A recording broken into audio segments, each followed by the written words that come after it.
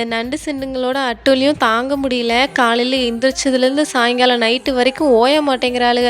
ஒரு நேரம் அண்ணியனா இருக்காளுக, ஒரு நேரம் அம்பியா மாறுறாளுக. இவளுகள புரிஞ்சிக்கவே முடியல. ஆனால் டார்ச்சர் என்னவோ எனக்கு தான்.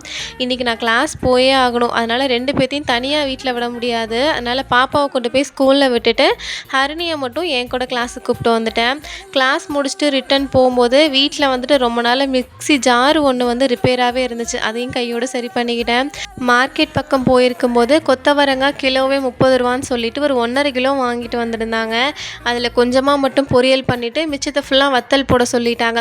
நானும் வத்தல் போட்டு நாள் காய போட்ட அன்றைக்கி தான் அந்த வெயிலை கண்ணில் பார்த்தேன். அதுக்கப்புறம் வெயிலையே காணோம். கடைசியில் போலீஸில் தான் கம்ப்ளைண்ட் கொடுக்கணும் போல் வெயிலை காணோன்னு. அந்த லட்சணத்தில் தான் இருக்குது. இதில் எங்கே வத்தல் காயறது? 4 நாளில் காய வேண்டியது இப்படியே போனால் 1 வாரம் ஆயிரும் போல். இதில் இன்றைக்கி தான் வெயிலையே கண்ணில் பார்த்தேன். அதுவும் 1 மணிக்கு மேலே. சரி வெயில் எப்போ அடித்தா என்ன, அடிக்கிற போதே காய போட்டுருவோன்னு சொல்லிட்டு கிளாஸ் முடிச்சுட்டு வந்தோன்னே உடனே கொண்டு போய் மேலே போய் காய போட்டுட்டேன். அடிக்கிற காற்றுக்கு இருக்கிற 4 கொத்தவரங்காவும் பறந்துடாமல் இருக்கணும்னு சுற்றி 4 பக்கமும் கல் வச்சுட்டு கீழே இறங்கியாச்சு. நாளைக்கு அடுத்த ப்ளாகில் பார்க்குறவங்கள